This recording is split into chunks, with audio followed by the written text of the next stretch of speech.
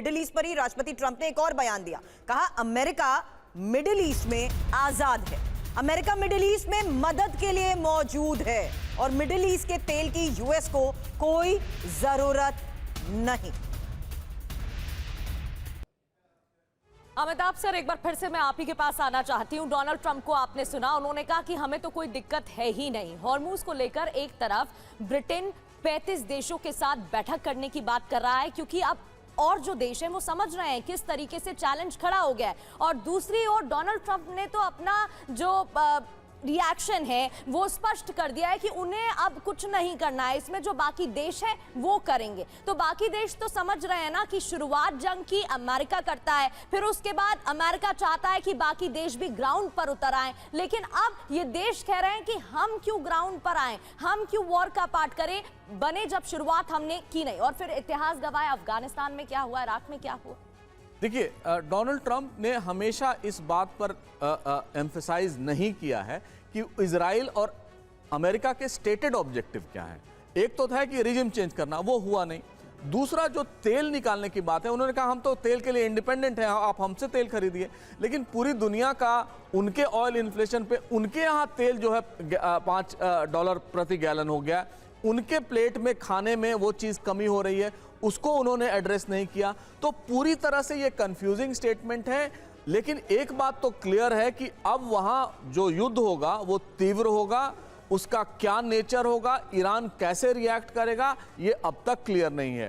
पूरे gulf states इस बात के लिए प्रिपेयर्ड हैं कि जो अगला स्टेज या फाइनल स्टेज होगा जिसमें इजराइल और अमेरिका ईरान पर अटैक करेंगे, उसमें सबसे ज़्यादा तबाही होगी, उसमें सिविलियन इंफ्रास्ट्रक्चर को तबाह किया जाएगा, उनके ऑयल और गैस फील्ड्स को तबाह किया जा सकता है और इसके चलते अनिश्चितताएं और बढ़ी हैं। पूरी दुनिया इस तो समय क्या, लेकिन आज भी विभूति सर इसी सवाल के साथ आपके पास भी आ रही हूं, क्या ये नौबत आ चुकी है कि गल्फ कंट्रीज को भी अब डोनाल्ड ट्रंप को ये अश्योर करना पड़ रहा है कि स्ट्रेट ऑफ हार्मूज की स्थिति को देखते हुए सबके लिए, क्योंकि ग्लोबली इसका इंपैक्ट नजर आ रहा है, इस बात को आप रूल आउट नहीं कर सकते सर, और यही वजह है कि डोनाल्ड ट्रंप के इस फैसले का विरोध भी ओवरऑल सबकी इकोनॉमी पर पड़ते असर और ग्लोबल डैमेज को देखते हुए ही बयान सामने आए।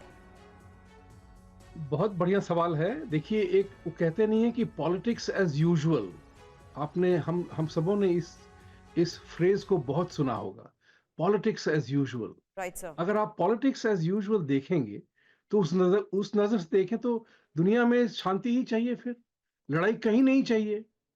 लेकिन लड़ाई तो होती है। आप 45,000 लोगों को जो ईरान के सरकार ने मारा है, उनके प्रोटेस्टर्स को, क्या ये सच है या झूठ है? मैं ये सवाल भी पूछता हूं, उसका उत्तर भी दे रहा हूं। ये सवाल सच भी है और ये वो भी है, इसमें झूठ तो नहीं है इसमें। लेकिन आज मैं पूछना चाहता हूं आप सबों से और आप सभी दर्शकों से, आपके सभी दर्शकों से, वो जो पैलेस्टाइन और हमास के लिए जो दुख दर्द उठा था लोगों में, वो ईरान के लोगों के प्रति क्यों नहीं हो रहा है? ये सवाल कभी पूछा किसी ने?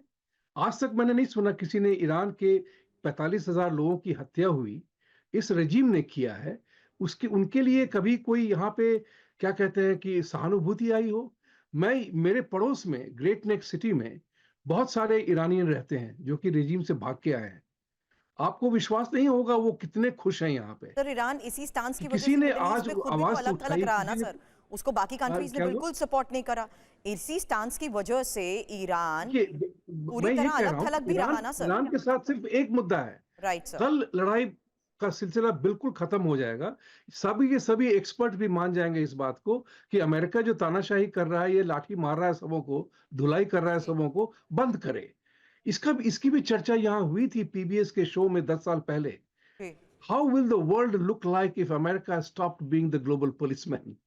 What will the world look like if America withdraws from everything? लेकिन सर, कभी कभार जिस रास्तों को अमेरिका अपनाता है उसको लेकर क्वेश्चन जरूर रेज होते हैं, उसको लेकर सवाल वो तो हमेशा होगा। देखिए जी, वो हमेशा होगा, क्योंकि जब भी किसी का भारीपन सब बिल्कुल सर, माफी के साथ भारी सर आपको पड़ता है। रोक रही हूं। इस बीच एक और बड़ी खबर आ रही है, आप अपनी बात को ठीक है, बिल्कुल कंप्लीट करिएगा। हॉर्मूज को लेकर ट्रंप का बड़ा बयान सामने आ गया है, हमें हॉर्मूज की जरूरत नहीं है। संबोधन के दौरान हॉर्मूज को लेकर भी कई महत्वपूर्ण मुद्दे रखे। हॉर्मूज को लेकर क्या कहा डोनाल्ड ट्रंप ने? हमें हॉर्मूज की जरूरत नहीं है, इस पर चर्चा भी कर रहे थे हम। हमारे पास बहुत तेल है, हमसे खरीदे। हॉर्मूज स्ट्रेट अपने आप खुलेगा। हॉर्मूज खुलने पर गैस की कीमत कम होगी और जिसे हॉर्मूज की जरूरत वो सुरक्षा जाकर करे।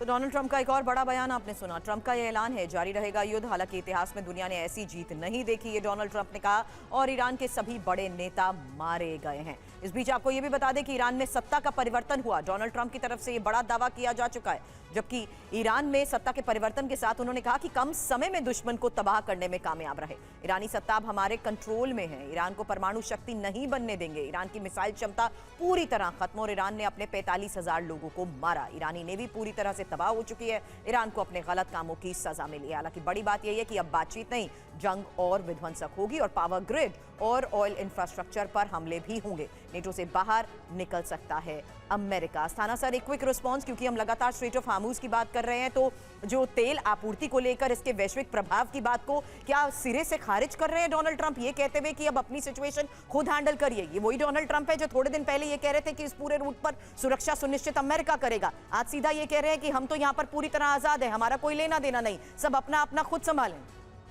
देखिए, खाड़ी पर्शियन गल्फ जो है और स्ट्रेट ऑफ हॉर्मूज पहले खुला हुआ था, राइट जब तक अमेरिका ने यूनिलेटरली लड़ाई शुरू नहीं की। Right sir. तो ये प्रॉब्लम अमेरिका की शुरू की हुई है, इसमें कोई डाउट नहीं होना चाहिए। राइट। एग्रेसर अमेरिका है।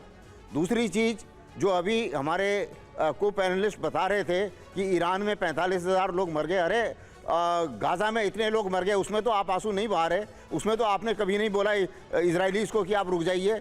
और तो मुझे नहीं लगता, और इराक में इतने लोग मरे थे, तो अमेरिका की सिंपैथी से कोई वर्ल्ड में कोई कन्विंस होगा, ये तो मुझे नहीं लगता कि आप किसी को कन्विंस कर पाएंगे। तो ये कहना कि क्योंकि आप ईरान ने अपने 45,000 लोग मार दिया इसलिए आप ईरान को बर्बाद करेंगे और आपके उनकी जो स्कूल हैं और उनकी 170 बच्चियां हैं उनको आप मारेंगे, तो ये तो कोई लॉजिक समझ में किसी के भी नहीं आएगा। तीसरी चीज़ ये है कि अगर प्रेसिडेंट ट्रंप का ये कहना कि अभी न्यूक्लियर बम ईरान बना रहा था, तो देखिए अभी आप जो करना चाह रहे हैं और जो आपने अभी तक किया है वो ऑलरेडी जो JCPOA में अचीव हो गया था।